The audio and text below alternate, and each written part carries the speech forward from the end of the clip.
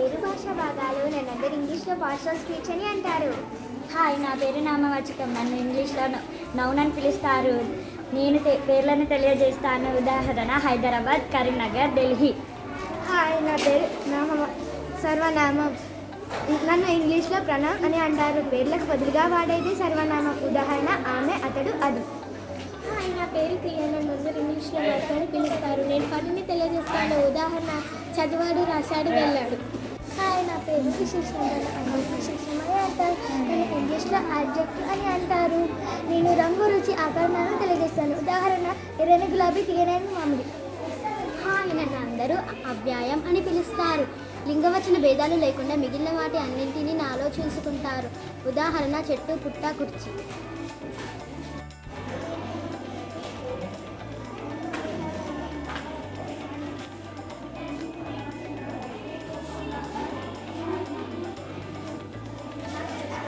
మేమందరం భాషా భాగాలం. మేము లేని తెలుగు భాష లేదు. మేమందరం తెలుగు భాషకు చాలా ముఖ్యమైన వాళ్ళం.